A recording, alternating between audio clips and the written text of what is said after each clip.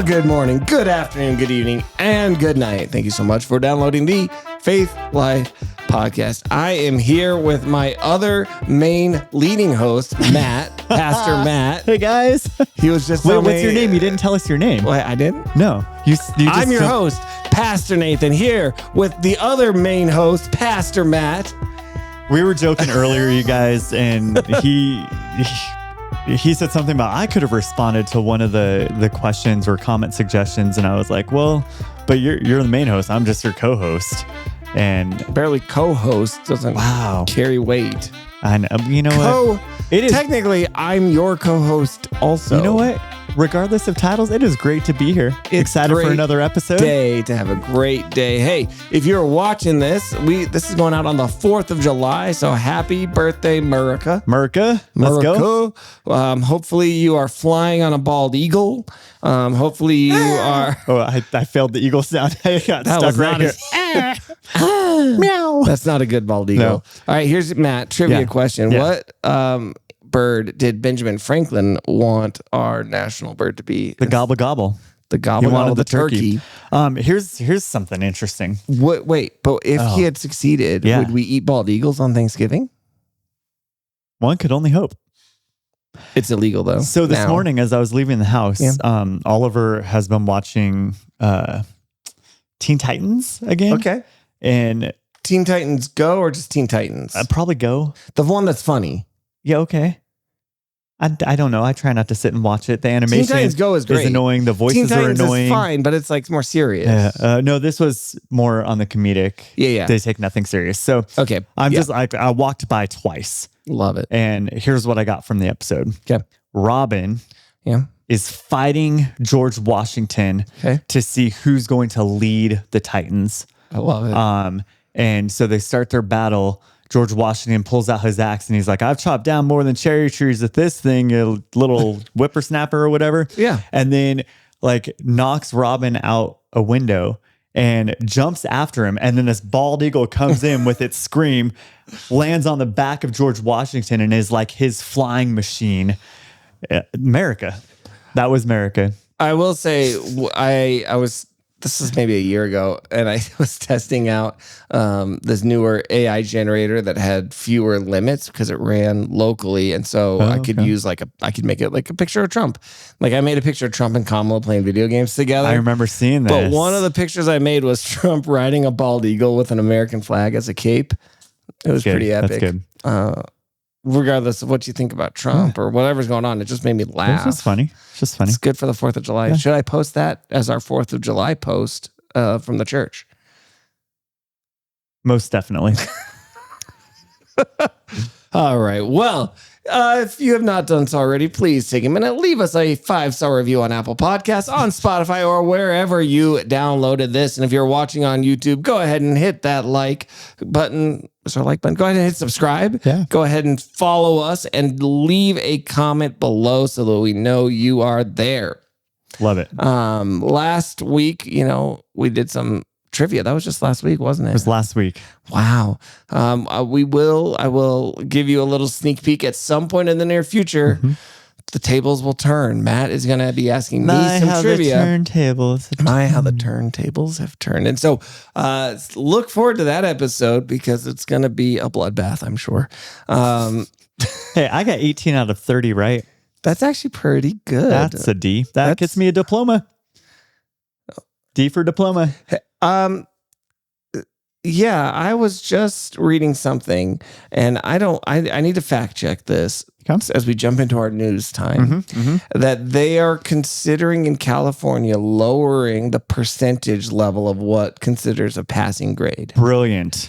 To something really low. And the dumb get dumber. So I should write a song. Let me Sounds like a good song title. I'm going to look this up. Matt. Yeah. What else is going on in the world that you want to talk about? Well, if you care about sports at all, which I know you do, Nathan, that's your favorite topic to talk about. I love it so much. Los Angeles Dodgers, their future Hall of Famer, Clayton Kershaw, pitcher, he just joined the 3,000 strikeout club. So one of only 20 pitchers to accomplish that in their career. So that was kind of a cool moment. In the world of the Rockies, they decided, because the ownership has been so great for so many years, to fire their general manager. No, their president of operations, one of the two. Fire him, who is someone with a baseball knowledge and experience, and instead put in one of the owner's sons in that role.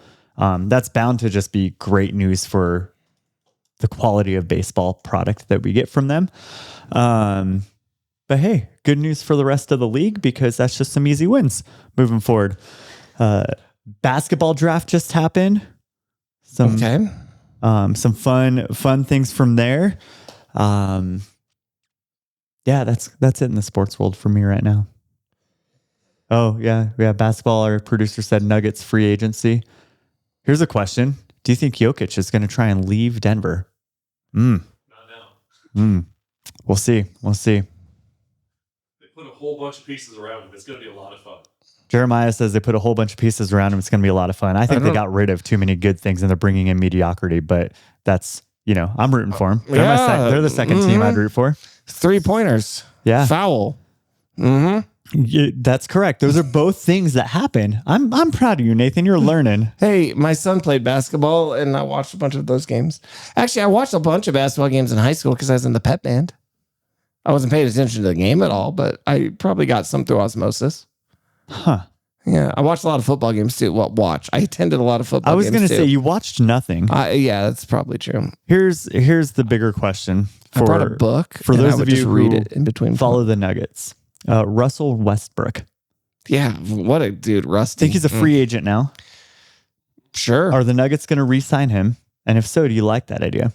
Yeah. He's been pretty good. His overall shooting average and passing ability was above what I would have hoped for. And so keeping him would probably be smart. I don't know. You're doing great, buddy. Yeah. All right. Yeah, didn't they? All right. No, we'll move on. I'll talk with someone else about this. So here's the thing. In San Francisco, this might be the one that I was thinking of. This was like a month ago. Officials with the San Francisco United School District said they have backed down on a proposal to alter grading procedures following widespread backlash. On Tuesday, they heard a proposal including what's called grading for equity. Okay. 70 teachers in 14 of the city's high schools were expected to participate in a voluntary program to align grades more closely to student learning rather than attendance, participation, or other factors. It proposed multiple chances to retake tests or essays and reconfiguring the 100-point grading scale. A report on the proposal said the plan was going into effect and that the plan would award a C grade to scores as low as 41 out of 100. So, the mayor said, we owe our young people an education that prepares them to succeed. The proposed changes would not accomplish that. No, the proposed changes would not accomplish that. Yeah, exactly. Like how is this? Why is this considered a good idea? And this kind of goes into, okay, so let's take it back, because as Christians, we are called to care for those who are in need. We are called to think about the less fortunate. You could even say, I know this term carries a lot of political baggage, but the marginalized. And we can view everybody as equally created in God's image. So when we look at these, which are proposed as, the reason they're at least claiming this is equity, not equality, which I find very interesting, right? And so what's the difference? Equality is equal chance for everybody. Equity is equal result for everybody, I think, is how those are kind of different. Okay. So how do we as Christians take all this? Or do we? I think the education system in America, I think, is the reason why a lot of people go towards private schools, charter schools, homeschool. Because I do think it's broken, and this is evidence. Like, if this is what the education system's considering, so I think, like, my first question is, what's the purpose of education? Like, why do we have schools? What value does it bring, if any? To teach you how to learn, not what to learn. It would seem like where our education is currently is to pass a standardized test. Sure. Like teachers are put into a position where they have to teach for a test because that testing then determines other aspects of my school and my district, which then affects funding, which then affects, right. And it's a snowball effect because of these standardized tests that, I mean, ideally the test exists though with what you're supposed to be learning. So if the test was produced to the right kind of a quality, the quality of the test was there, then hopefully teaching to pass that test is teaching you the things you need to learn. Hopefully, but it doesn't seem like it is, because some of our greatest minds in our world today, at least from what they've been able to create and the success that they've had in our economy, were not great school-aged people. They did not pass these tests well. Sure. And I think it has the potential then to teach to a lower percentage, right? Let's make 40% now the passing, the average. Whereas 30 years ago even, that wasn't anywhere near average. Right. Right? Like, why is that? If C is average, why is 40% that? Well, I think because we've dumbed down what we've had to do, because we've more and more just been focused on the budget aspect of these schools rather than the education aspect. We don't teach kids financial literacy. We don't teach them a lot of schools what it means to like be a citizen, ethics, emotional intelligence. These are all things that are lost because we're teaching to test. We're not teaching students for life. We're teaching them for a specific standard of test. Right? When I was in school, I had a lot more opportunities in that school to learn things that affected my day-to-day life today. People tell me, wow, Matt, you're good, not great. I'm not great at anything, but you're good at a lot of different things. That's because when I was in middle school and high school, I took like a dozen plus different classes focused on different life skills. Right. My kids that's not an option for them at their schools. Right. They can, I think in Thompson School District, you can take an auto mechanics class. It's offered at one high school. You have to take 2 class periods off of your school, get your own transportation there and back. Oh my goodness. To take this one class. Like, sure, maybe they can say, no, we offer that stuff. Right. But then it's also only limited to 20 kids in the entire district type of thing. It's a silly, I don't know. Yeah, it's like, this is going to be one of those back when I was a kid, but this is even before I was a kid. I was talking with my mom about this recently.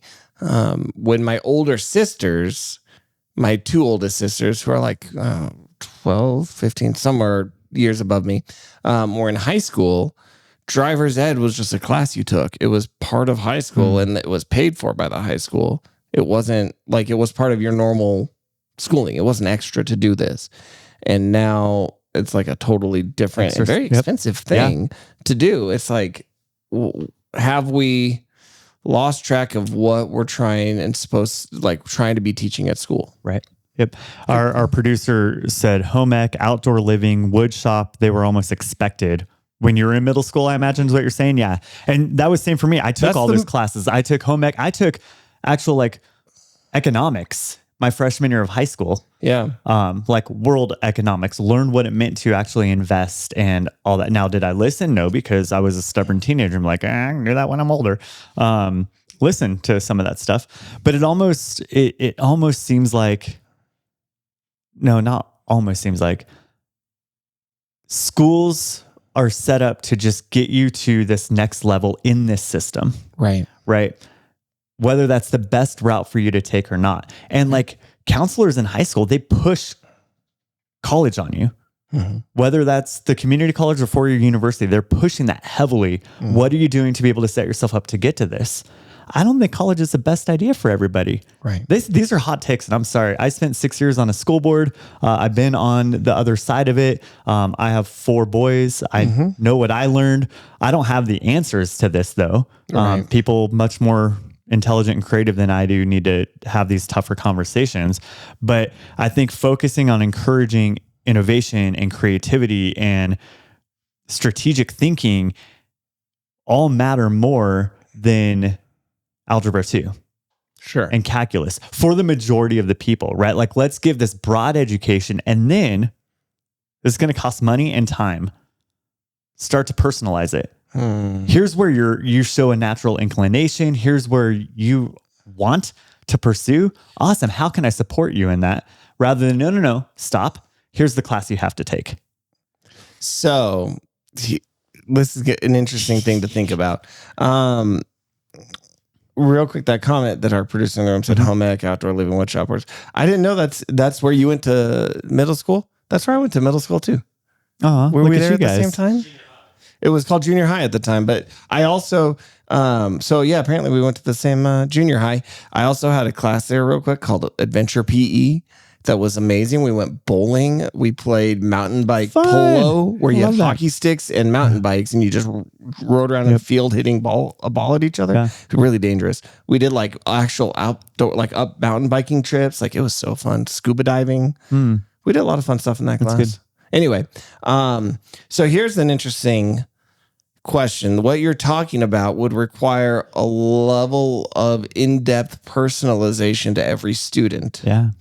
That we probably can't afford under the current system. But so it always comes back to this, because I've heard people talking about this. Does AI start to supplement that? 100%. Where it becomes the specific teacher for you, where you are able to engage one-on-one with it, and it teaches you in the way you best learn. So I know a lot of people are talking about, I'm going to talk about that too. A lot of people are going to talk about the problems, and we are seeing this already. I've heard about so many teachers getting frustrated to say the kids are just blatantly using AI to do all their work. What if, though, what we will see in the future is the AI is not the one doing the work, but the one doing the teaching part of it, the customizable analysis of you. And then there's ways to say, how are you going to force the students to not just use AI? We can talk about that. But I wonder if that does provide that level of one-on-one customization. Yeah. Well, and make it much more. It's kind of sad, because will that ultimately start to mean even fewer teachers, where the teacher is really there just to make sure the kids they're like a glorified babysitter, right? And the computer is actually teaching them one-on-one, each kid individually. Yeah, or teacher moves into more of like a coach role, right? Where I can then lead and guide each student in their interactions with this. Hey, I noticed you're really into this. Here's some good questions you can ask to get some more insight into that, right? So like, then as an educator, I'm becoming more of a AI expert, right? Like how to get the most out of it. Right. It's possible. I think utilizing it as a tool is going to be the way, the best way, the most best way to move forward with all this, because it's one of those things where it's like, there's a big pushback against a lot of AI right now. And some of it rightly so, but it's like, it's out. Yeah. It's like nuclear power. Once it's out, it's out. We're not putting it back in the bottle. So we could all say we're not going to use it. China's going to use it. India's going to use it. The rest of the world's going to still use it. Be behind again. Yeah. Correct. I would love to see education move to a place where we're trying to equip our students to flourish in an ever-changing world, rather than just maintain the status quo. Similar as a parent and my child's faith development, I want you to flourish. I want you to grow. I don't want you to just like check a box and be like everybody else. I want you to have a thriving, growing relationship. I want that with your education too. But I'm a terrible parent if I take my kid out of the normal education system we have. If even still today, homeschool is looked kind of down upon by a lot of our culture. Well, and there is an interesting thing to be said about the socialization aspects that you do get with school. And so it kind of comes down to, and this was something our producer had kind of alluded to as well, what do we do? Whose responsibility ultimately? And it's the same for faith as it is for education. It's not, ultimately, the church should be helping us raise our kids in the faith, right? But we still need to be in. We don't offload that responsibility. The church is partners, with and so we could potentially look at education as a similar thing. They are there as a partner with us, but where they are lacking, we at home then as parents need to step up and try to supplement. Almost, I've seen some like homeschool community partnership things happening, which is, I think, a good start towards that individualized, personalized education. But then you still get some socialization, because we've talked about it with one of our kids where academically we think he would thrive more in that personalized homeschool environment, but socially he would die. Right. Like it would be miserable and he would be miserable and then would suffer in other areas because of it. And so, absolutely. So we haven't pulled that plug. Now I'm friends with a lot of teachers.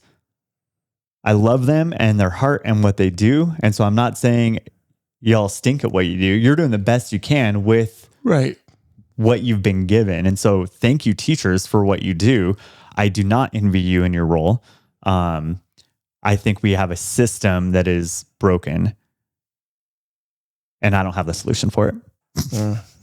Well, you can email us podcast@dfchurch.com and tell us, how would you fix the education system single-handedly? And then we will pass it along to I know a guy.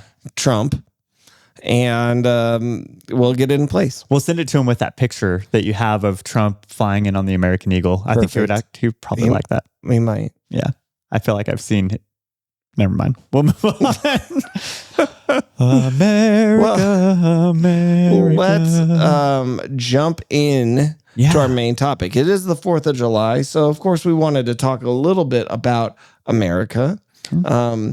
Not as the hoorah, we love it so much, and not as the, well, it's the great Satan and we can't wait for it to be destroyed, right? I think it's very easy to get into these extreme takes and these I've seen so many videos lately of people talking about if you celebrate the 4th of July, you're a terrible person because America's a terrible country, saying it from America. And I'm like, if you really there's one thing to say, look, America has some issues that I'd love to fix, but I still love my country, versus everything about it is systemically broken and I hate it. At that point, it's like, just leave. Right. Like, why are you still here? And now it's going to be, well, because it's too expensive to leave. You know what? Then it's not that bad. You'll find a way. People are coming with a lot less money to our country. Right.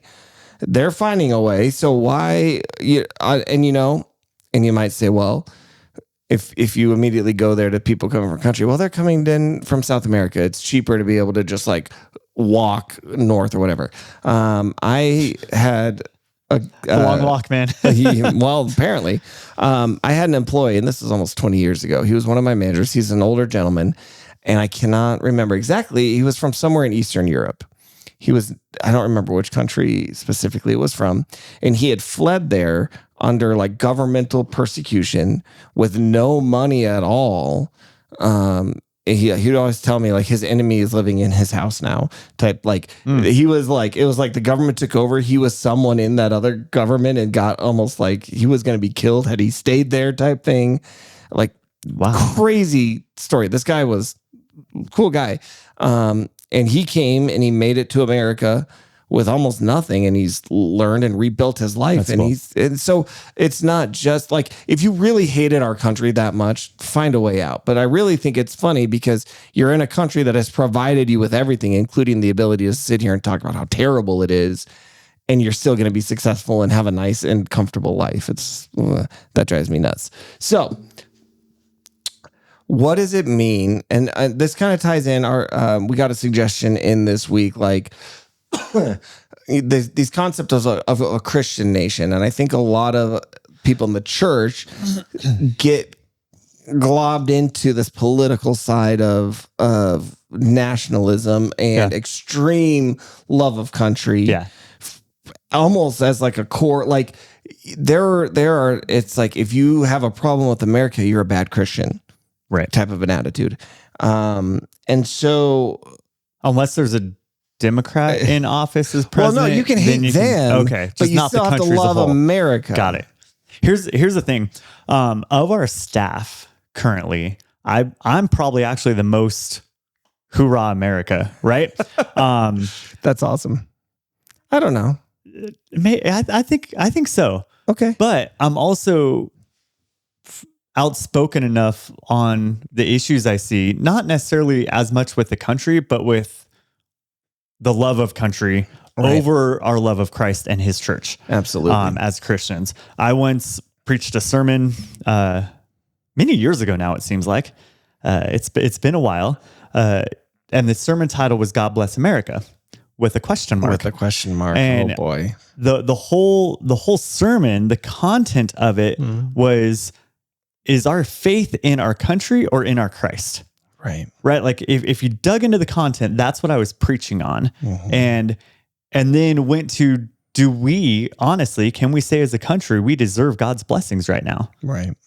With where we are, who we are, the post-Christian world that we live in. But a lot of people didn't like that. No. Because, and maybe some of you are listening to this right now that complained about that sermon when it happened. It's because I was blinded by that title and my love of country over my love of Jesus. Now, no one's going to say that out loud. No. But your actions speak it.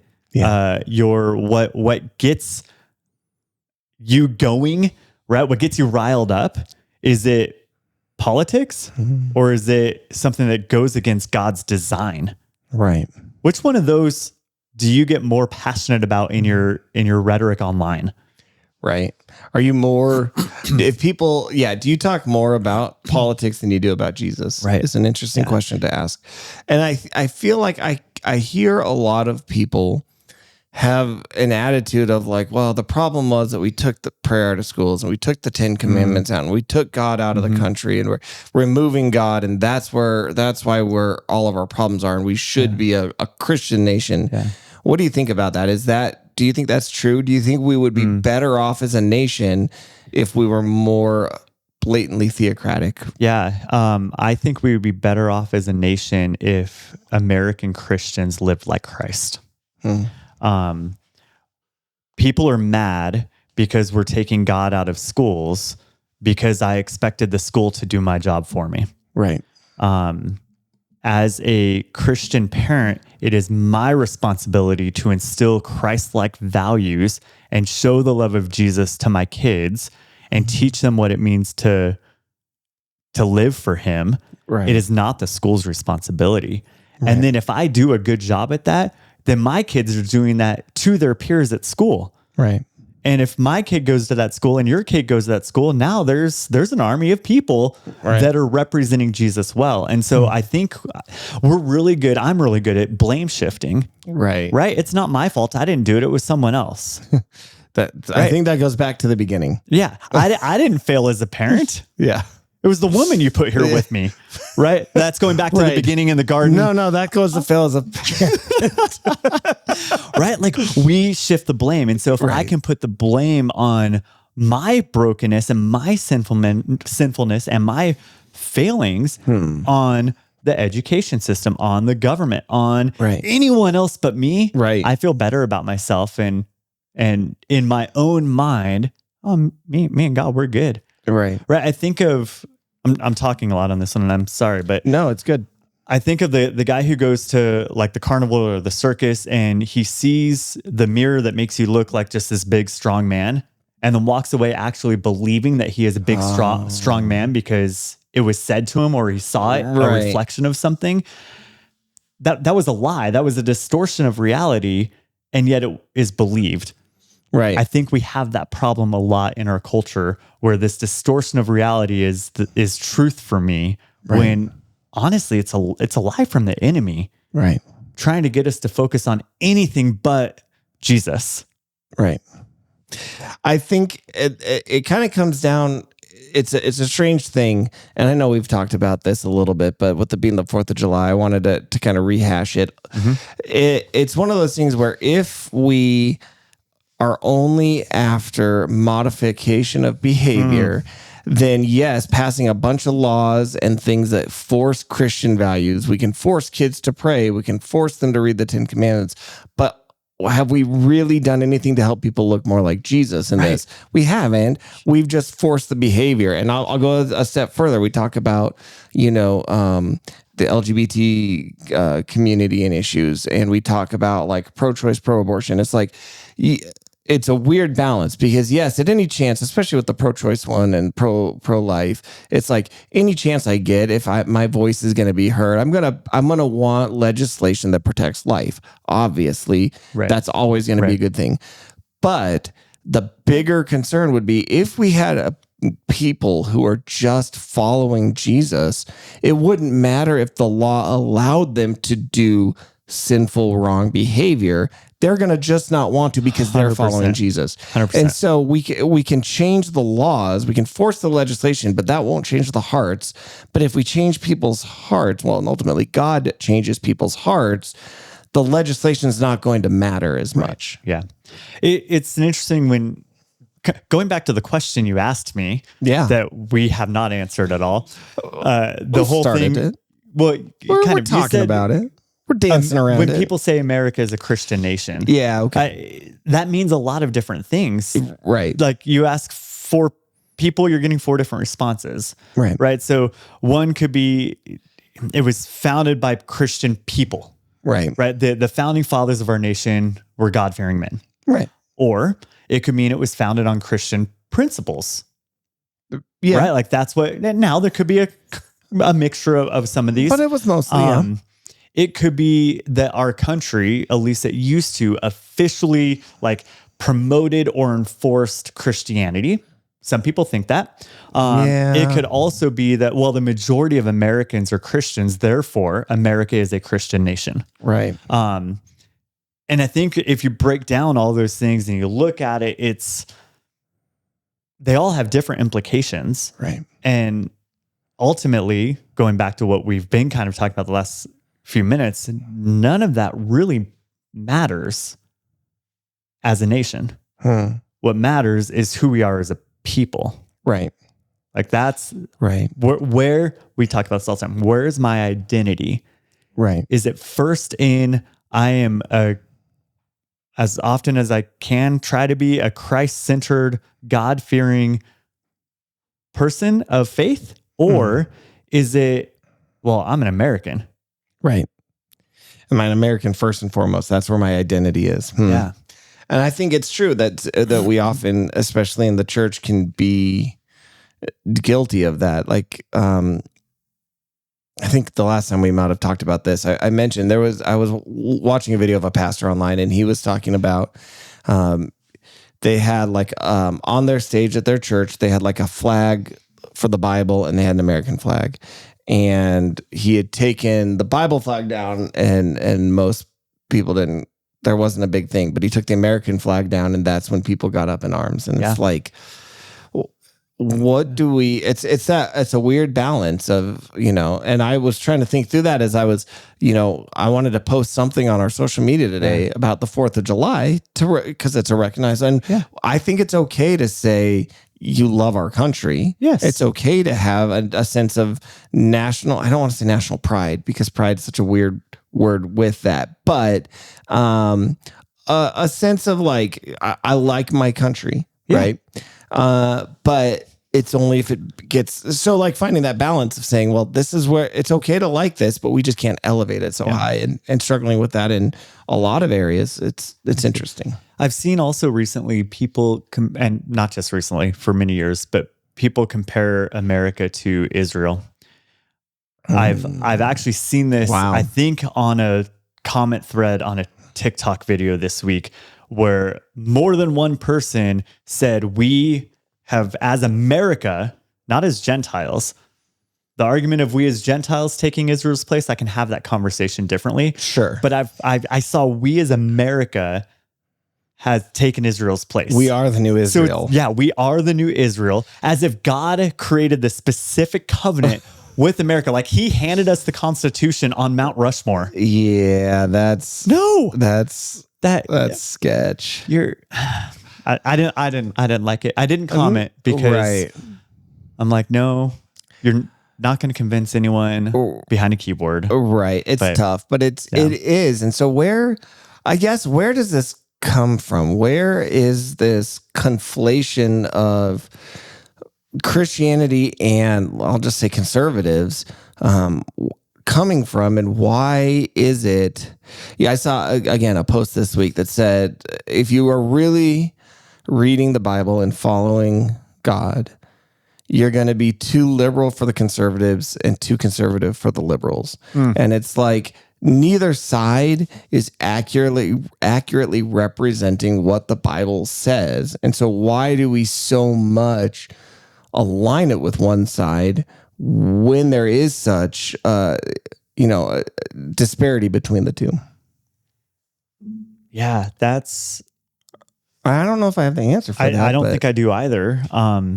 I know it probably started there. I think there was a big movement in the 80s, this alignment with where the evangelical movement of America started to really tie itself into political causes. And before that, you would find Christians on both sides of politics. Right. I mean, yeah, our producers talk about the Civil War. I mean, both sides, the South and the North, both claimed, God was on their side in this battle, Right. that they were fighting for the values of the Bible. And if you look at a lot of the founding fathers, you look at the Declaration of Independence, it seems like there's a lot of God in it. There is. But George Washington, I think it was pretty quiet on Jesus. Yeah. Talked a lot about providence. Yeah, there was a lot of what you would call deism, which is, yes, there's a God, but he's not involved in any way. Right. Thomas Jefferson took took miracles and the resurrection, cut it out of the Bible. Yep. Right. So, okay, there's one of our founding fathers. He wasn't big on Jesus, it seems like. Yeah, Ben Franklin had this idea of like moral perfectionism was attainable by just a lot of You don't need behavioral organized modification. religion. Yep. Right. And so, But there was also John Witherspoon, right? He was a Presbyterian minister, I think. Sure. And so he had some pretty strong Christian influence, at least as we would talk about that.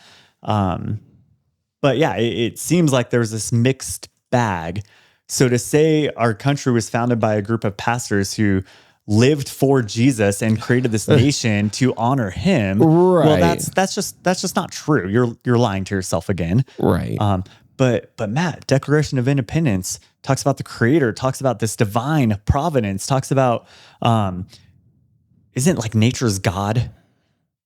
I'm gonna have to look this up. That's I feel like that pantheism kind but of isn't thing. that mentioned yeah. in the Declaration? I'm gonna have to look that up. I should have done some preparation for this podcast. That's okay. We know, and here's the other thing. I think there is this concept that we were all super religious from the beginning, but it's really not. We see Christian congregations. Okay, but we had previous to, there was these big things, the first and second Great Awakenings that they called them, these mass revivals in our country where a lot of people started joining churches and becoming. So one thing is saying that prior to those Great Awakenings, which goes like the 1840s even, 10% of America were members of church before that, to 80% belonging in a church after. So the earliest parts of our country, it was as low as 10% for a while as a part of formal church congregations. That's crazy. And there was this was the first country, one of the first places where you weren't required by law to be a member of a church. You actually had the freedom. And so you had a lot of people who didn't. There was, the 1700s and 1800s were this big humanist movement where people started embracing atheism and started trying to say, we don't need organized religion. And so a place like America where you were actually free to do that actually was probably pretty attractive. But then you had these huge awakenings. You had all this shift in that. Till the point where you get, and this is where having the bigger picture of history is helpful, right? Right. Because if I look back and I say at one point only 10% of people in America were part of a church, then when I look at now, it's not like this big catastrophe. It's like, okay, these are maybe cyclical shifting things. But we only look back, all right, so in the 1990s, the percentage of people who said they have no religious affiliation was 6%. That's pretty small. And so if I look at the change just from that to now, I think, oh, it's just catastrophic because in 2021, it was up to almost 30%. Right. Right. And so now it's like we're seeing this huge decline, but we forgot that there was this huge increase at one point. Right. And so it's not going to be the end of everything. And in fact, there may be dips and valleys when we talk about what it looks like to be a Christian, quote unquote, nation. Yeah. Do you know the Treaty of Tripoli? 1797, ratified unanimously by the Senate, signed by President John Adams at the time. Article 11 says, and this is the part that we need to be aware of, the government of the United States of America is not in any sense founded on the Christian religion. Now, that doesn't mean there wasn't Christian influence. There was, right? A lot of Christian ethics shaped that moral thought and law at the time, but we are not. We can't say we were founded on Christianity. I mean, if we think about a lot of the foundation of our country was the government gives you religious freedom and is not imposing anything. And so that is from the very, very beginning. Right. Now, that doesn't mean, and I think people have taken this too far to say the government can't ever do anything.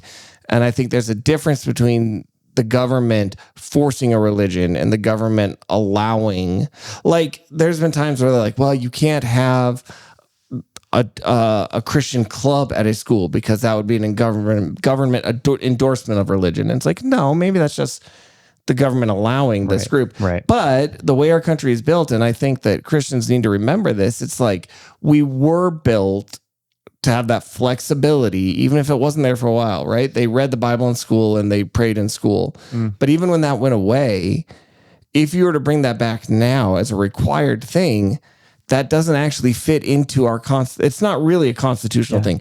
Or you would have to allow any religious group to do that. We don't get to give a special treatment to Christianity in the government. Right. And they found this out. There was, in some city, they put up the 10 Commandments like on a courthouse paid for by government dollars.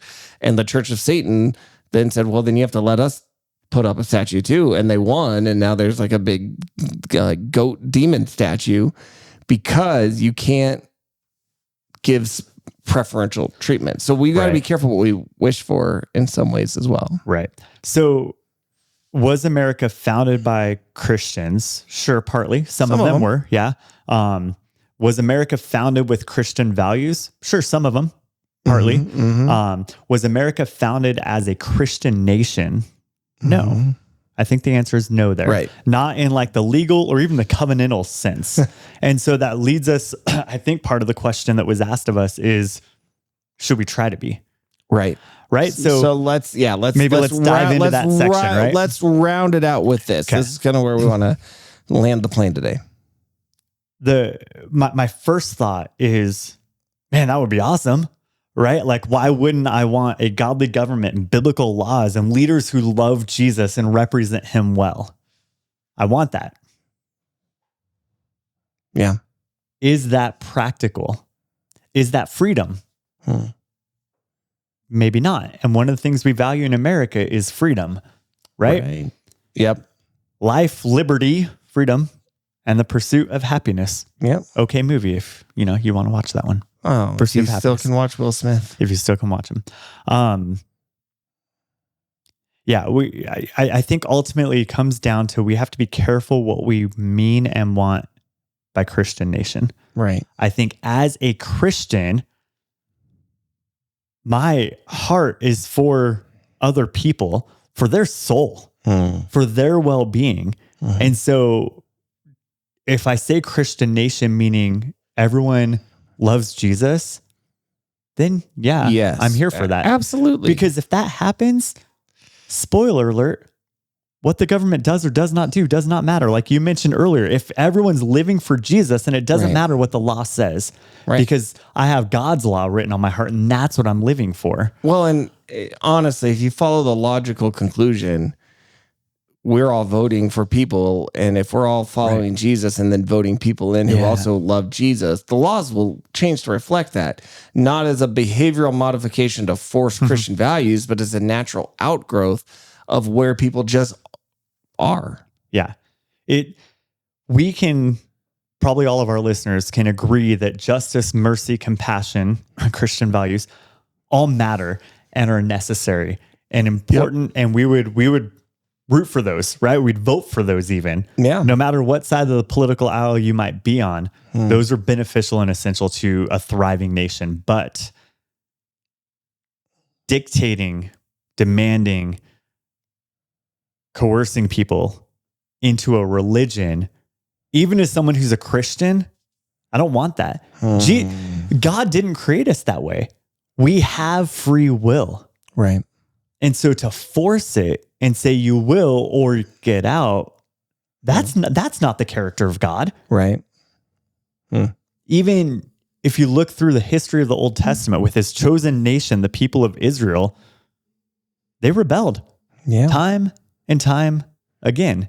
Quite a lot. And so even though they were God's people, a nation of God's chosen people, did that lead to perfection and a thriving life? No. And so why would I expect anything different in America if that were forced? Right. I want those values though. Yeah. I want that. I think I agree. I like that. All right.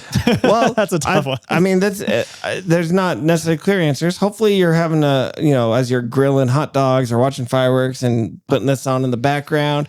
If you have any thoughts, email us podcast@dfchurch.com. That's podcast@dfchurch.com. We would love to hear your thoughts. While you're blowing up fireworks, you can listen to us blow up the myth of America as a Christian nation. What? I like it. Sorry, cheesy dad joke time. No, that's kind of fun. All right. Well, let's end today with something we haven't done in a while, which is a reading from You Can't Curl Your Hair with Holy Rollers, the humor book of Christianity. Please tell me you have something in there 90s. about America. Or you know what? I don't. Patriotism, I don't 4th think of July. I do. I was looking and I did not see anything about. Can I have one more thing in our topic? Yeah. But just Yeah. Let's do it. there's a fine line between gratitude for your country and equating your country with God's plan. I have great gratitude for the country I live in, the freedoms I have here, the majority of what our government's been able to do over the history of America. I'm thankful that I get to live here. I thank God for the freedoms I have here. However, I don't say because of that, I deserve God's blessing. Because of that, this is God's country. Now, I live in Colorado, where you see the beauty of his creation every night with the sun setting behind the Rocky Mountains and the gorgeous purples and oranges in the sky. I'm grateful I get to live here, but I do not confuse patriotism with discipleship. And I think that's an important distinction for us as Christians. Now we can have something funny. Now we can have something funny. I was trying to find if there was anything. Did you ever listen to Carmen in the 90s? I did, dude. I loved Carmen, and so his songs are so cheesy, and a lot of like patriotic songs too. I think I just remember he had a song called "Witch's Invitation." If you remember this, where a male warlock, who was, I guess, a witch, invites him to his house to put God against all of his spiritual forces. And Carmen goes to this house and he's describing it in a song. And he mentions how this warlock witch guy has Dungeons and Dragons manuals in the house. And that's part of the evil. And it's just kind of funny. There's a song real quick while you're still looking that up. God in America Again. It's kind of a spoken wordy sermon type of song rather than singing, but it ends with this: the only hope for America is Jesus. And if we'll humble ourselves before God and ask for his guidance, there's no limit to what he can do for this country. Now I would change that. The only hope for this world, and then personalize it for you individually, is Jesus. And if you'll humble yourself before God and ask for his guidance, there's no limit to what he can do through you for this world for the growth of his kingdom. Right? Like it's a good sentiment he has here, but it feels like it brings it down to wanting to conflate my faith and my patriotism. Right. Rather than saying, no, the only hope for anyone, anywhere, it doesn't matter if it's America or not, is Jesus. So let's be more like him and share him everywhere. Absolutely. Have you found something funny yet? And then I'll stop talking. I don't know if we've done this one. Leading nightmares of churchgoers. I don't think we have. I don't recall that one, yeah. All right. Well, maybe this first will jog your memory if we have or haven't done it. So these are the leading nightmares of all churchgoers. Okay. All churchgoers. Well, it just says churchgoers. okay. I'm saying all of them. Some of them We've are all not. had these nightmares. Finding a hidden microphone in the church bathroom connected to the auditorium PA system. That's reality, dude. But it's not a hidden microphone. It's accidentally sometimes the As the pastor's mic pastor, I could see this. doesn't get muted Oh, that's terrible. when he walks away, and it's happened here. That has happened. We're like, what is that? Oh, Mute. no, mute. Yeah. All right, that's good. Dumping the communion tray in your lap. Oh, yeah. Have you ever had a fear of that? Yeah. Well, when I was younger, when they get passed, I was always scared that I was going to be the one to spill it. Yeah. Realizing you're not wearing anything beneath your choir robe. You'd have to have choirs like and a robes, Scottish kilt. but, no, it's, I know, but like, don't they not wear underwear? no, they don't. Yeah. All right. So it'd be like that. If you're Okay. up on the stage in a choir robe singing with the choir and then you all this, that sounds like a nightmare, Yeah. like a bad dream you'd have. Like you showed up to school without clothes on. Coming down with a case of TV evangelist hair. Like just Like huge. big. Okay. I like that one.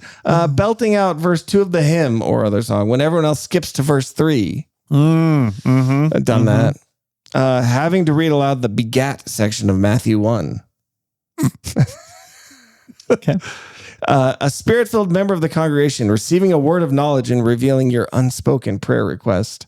Ruh-roh. That would be hilarious. Well, hey, you would know God was moving. Wouldn't that be like really cool? That would be, but that Actually, would if still you're be like, I've got something I don't feel like, Yeah. even if it's embarrassing, but if you're like, I can't, I'm embarrassed to even bring this up. And then then somebody else just says, that- I think God's telling me it's this. And it's like, Yeah. Yeah. God, would Exact. you heal Nathan's rash? yeah. Oh, Yeah. oh.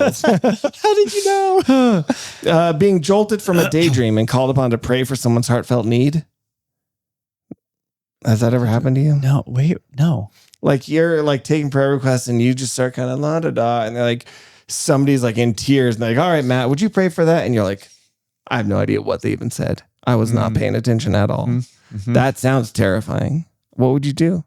I'm sorry. And they're like crying and they don't want to have to say it again. You honestly want to know what I would do? Yeah. Two options. Okay. One is I would acknowledge the pain that's there, but then ask, I just want to make sure I understand. Can you say it again? Right? The easy way. Or the other option, yeah, Jeremiah just said it, the prayer of generics. Like the peace Please of God, be the with comfort. this person. Yep. You know the struggles right now. Oh no. Well, 'cause- everybody would be thinking he just didn't remember what it was. 100%. Well, we've had that though, like where in like our staff meeting prayer requests, we've had prayer requests of like, hey, just pray for me. Right. No, that But no happens. details. And so it is the generics, right? Oh man, that's a tough one. All right, your Pay last attention. one. Pay attention. The rapture happening and you're left behind. So watching American Gladiators. You sent me a really funny I mean, is AI that a video nightmare if I'm today. going to be left behind? At least I was watching American Gladiators, right? Yeah, that's true. You sent me a funny video today. It was AI generated. I actually sent the same video to Lex yesterday, So and funny. it was like how dispensationalists see the Bible, like the Dispensationalist. dispensationalists see the Bible, and it was actually really funny. Yeah, well, He was like, so like it's like Jesus teaching, and he's like, there will be trial and tribulation upon you for Greg in the year 2022 or whatever, and he's like, cool, the like disciple or whatever. Who's Greg? You don't know. Who's him. Greg? You don't know him. There's some other. It was funny. Look It's it up really if, funny. if you're interested. But that's all the time we have for today. But we thank you so much for joining us. Hopefully, you keep all your fingers and hair intact as you blow stuff up to celebrate America. And with that, we will see you next week. Bye, guys.